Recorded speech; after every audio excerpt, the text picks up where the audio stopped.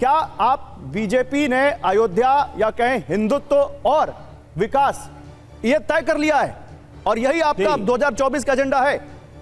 नहीं, मुझे गौरव जी सबसे पहले तो यही कहना है कि हमें स्वीकार है, हम राम भक्त हैं, डंके की चोट पे बोलते हैं, आप रामद्रोही हो ये स्वीकार करो, क्योंकि आपने रामद्रोह किया। आज भी बहाने बना बना के प्राण प्रतिष्ठा का बहिष्कार कर रहे हो, आज भी जो है भगवान राम को दोष दे रहे हो, आज भी अपमान कर रहे हो। सैम पेत्रोदा से लेके शशि थरूर से लेके आपके सारे नेता जो है भगवान राम का अपमान कर रहे हैं। तो ये तो सच है, ये तो सच है, इसमें पूरा देश जान रहा है। और वैसे भी भगवान राम काल्पनिक थे और हिंदू आतंकवादी हैं, ये सब कुछ आप तो कह ही चुके हैं, हर स्तर क्रॉस कर चुके हैं। हमें खुशी है कि हम राम भक्त हैं, भगवान राम को आस्था के साथ देखते हैं और उनको साथ लेके चलते भी हैं।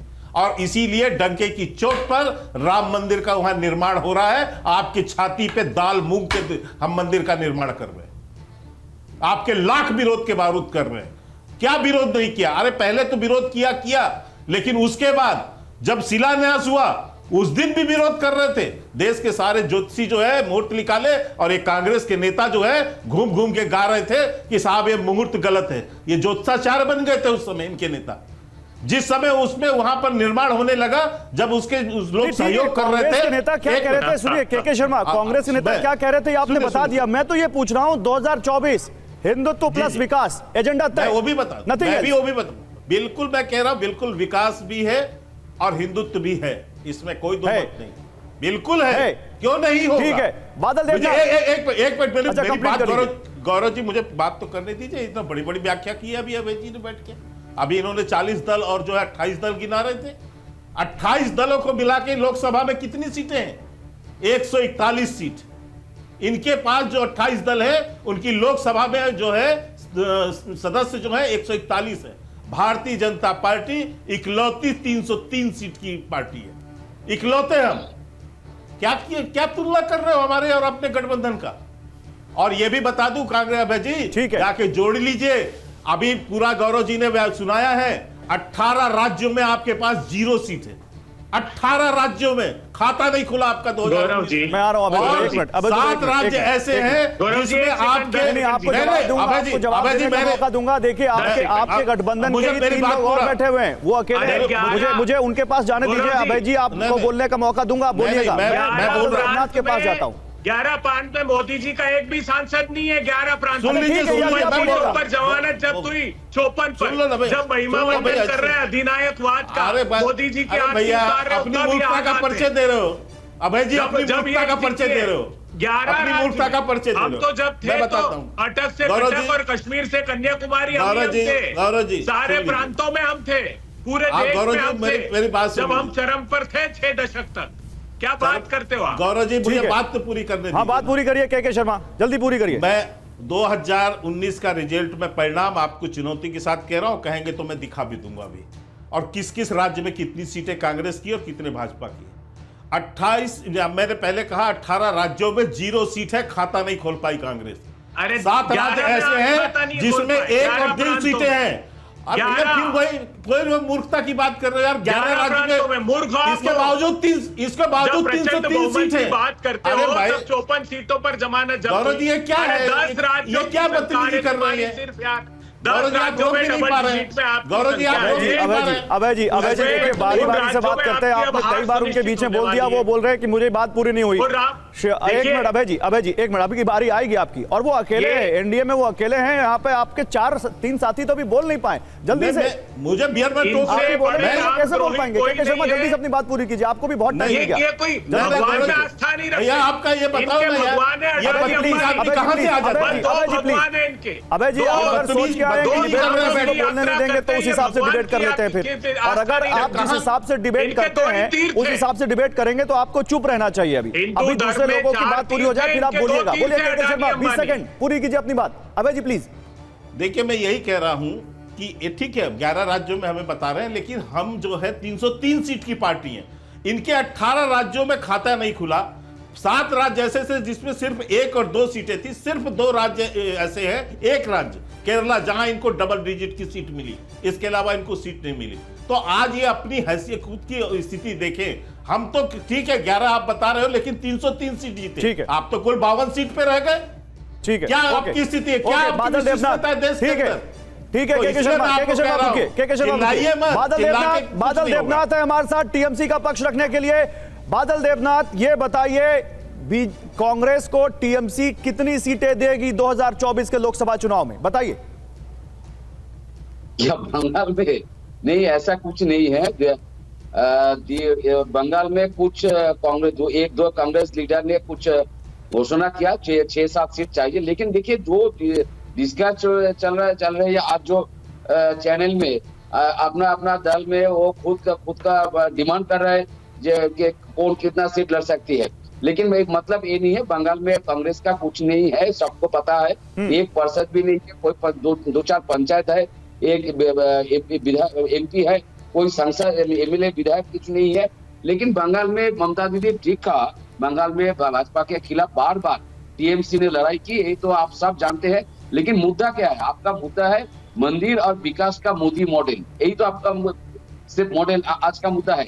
लेकिन मैं इसके बारे में 2-4 लाइन मैंने कहा, मोदी का विकास मतलब क्या है? ना मेक इन इंडिया हुआ, ना डिजिटल इंडिया हुआ, ना 5 का गवर्नमेंट हुआ। अरे अभी आप सीट पे बात करिए ना, उस पे आएंगे बाद में। बादल देवनाथ, आपने बोल दिया कांग्रेस का कुछ नहीं है, नहीं कांग्रेस को क्या एक भी सीट नहीं दे रहे हैं आप लोग 42 में से? 1 मिनट तो टाइम दीजिए, 1 मिनट तो टाइम दीजिए सर। तो बोलिए ना, आप ही का टर्न है, आप चुप क्यों हो गए? बोलिए बोलिए। अरे वो बीजेपी के खिलाफ सुनकर थोड़े व्यथित हो जाते हैं, क्या करें बेचारे।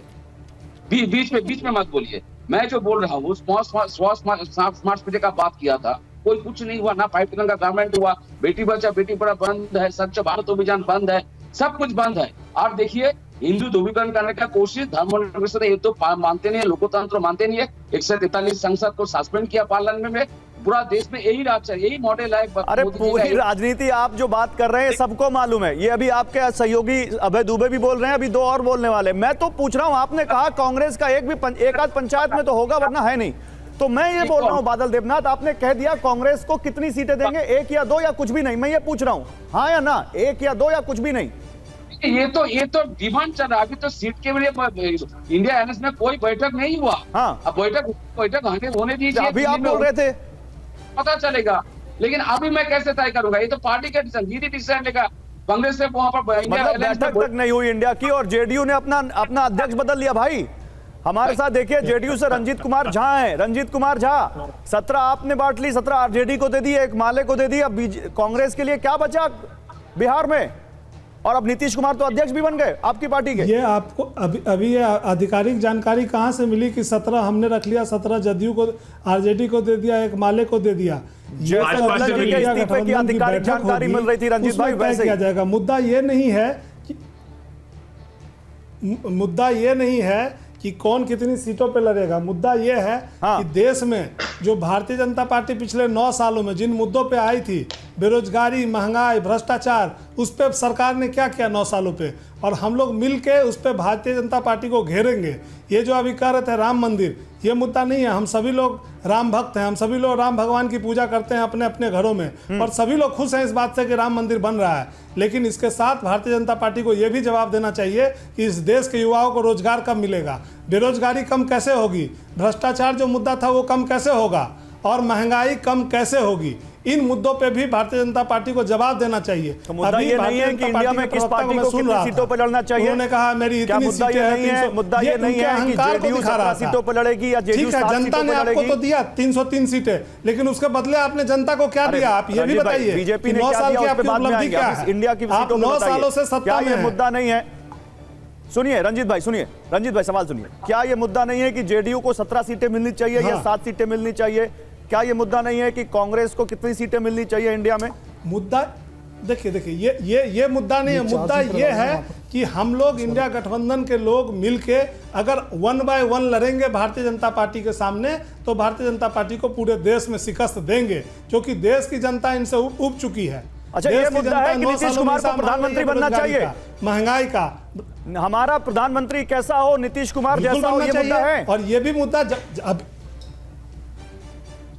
कौन सी ऐसी पार्टी है जिसके पवार साहब तो ये कहते हैं नहीं चुनाव के चाहते बाद होंगे तय कि करेंगे, प्रदेश और में आप उनका लोग आज मुख्यमंत्री दिल्ली में बने, नारे लगा रहे थे। और देश में उनका नेता प्रधानमंत्री बने। ये कौन सा नारा गलत है? ये नारा कहां से गलत है? अरे हम कहां कह रहे हैं गलत है? हम तो ये कह रहे हैं कि इंडिया में या तो सीट शेयरिंग हुई नहीं और प्रधानमंत्री के नारे पहले लग गए। आप तो लड़ाई लगाने एक का मिनट कोशिश कर रहे बादल देना, जो रुकिए, आपसे हमने बात नहीं हो कहा रही। कि कौन रुकिए रुकिए। बिल्कुल लड़ने का कोशिश कर कौन रहा है। सी अभी तो कोई पार्टी ऐसा है, ऐसी है पूरे देश हम में मैं जिसके कार्यकर्ता कैरोसिन ये लेके नहीं चाहते बैठा हूं कि यहाँ उनके पर, नेता और आप प्रधानमंत्री और माचिस की तीली मुख्यमंत्री नहीं है बने। कि छूते ही आग लग जाएगी आप में, क्या है? नहीं तो ठीक है। अभी मैं आप अपने नेताओं को बोलिए ना कि सार्वजनिक मंच से ऐसे बयान ना दें। आप अपने नेताओं से बोलिए कि सार्वजनिक मंच से ऐसे बयान ना दें। संजय राउत ने क्या बोला? संजय राउत ने क्या बोला? 23 सीटें ऑन रिकॉर्ड बयान है उनका। शिवसेना 23 सीटों पर लड़ेगी। जब आपकी सीट शेयरिंग हुई नहीं तो 23 सीटों का नंबर कहां से आ गया? तो अपनी बात को तो कह सकते हैं ना। अगर विपक्ष एक मजबूत विपक्ष बनाने की कोशिश कर रहा है, अपनी सीट शेयरिंग करने की बात कर रहा है, तो कहाँ से कैसे, ये सवाल नहीं आना चाहिए। अब अगर जिस तरह से हमारे देश के संघीय ढांचे के अंदर डबल इंजन की जो बात आप करते हैं ना, डबल इंजन ये नहीं होना चाहिए कि स्टेट गवर्नमेंट में अगर किसी की सरकार है तो केंद्र में भी उसी की सरकार है तो डबल इंजन होगा। डबल इंजन का मतलब सत्ता पक्ष और विपक्ष ये दोनों मिलकर के सरकारों को चलाते हैं ताकि सरकार अपना काम सही से कर सके। और अगर एक मजबूत विपक्ष बनाने की कोशिश की जा रही है और अगर इस बात पर फैसला किया जा रहा है कि सीट शेयरिंग का फार्मूला किस तरह से हो, किस स्टेट के अंदर कौन पार्टी ज़्यादा मजबूत है और किस तरह से वो ज़्यादा सीटें जिता सकती है, तो हमारे देश के संघीय ढांचे में और इस तरह का प्रावधान है और इस तरह की कोशिश की जा रही है। अगर कोई पार्टी आज बीजेपी के साथ गठबंधन में नहीं है तो इसका मतलब ये नहीं है कि उनको दुश्मन की नज़र से देखें।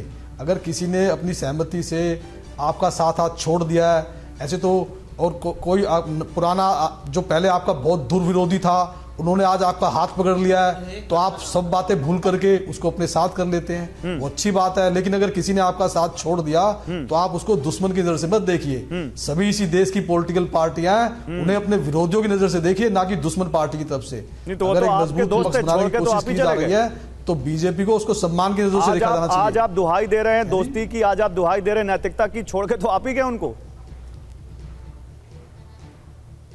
छोड़ के जाना ना जाना ये एक हर किसी का अपना डिसीजन है, लेकिन इसका मतलब ये नहीं होता कि अगर कोई छोड़ के चला गया तो उसको दुश्मन की नजर से देखा जाए, उसको बर्बाद करने की कोशिश की जाए, उनकी पार्टी के अस्तित्व को मिटाने की कोशिश की जाए। ये भूल जाएं कि हमारे 25 से 30 साल पुराने साथी थे, ये भूल जाएं कि इन्होंने सत्ता के लिए कितना त्याग किया, ये भूल जाएं कि शिवसेना ठाकरे परिवार एक ऐसा परिवार था जिसने 25 साल सत्ता के साथ समझौता किया और हमेशा ये चाहा 25 साल पुरानी दोस्ती अभी भी याद है संजय गुप्ता। 25 साल की दोस्ती का अभी असर गया नहीं है, दिल में वो चीज अभी भी है।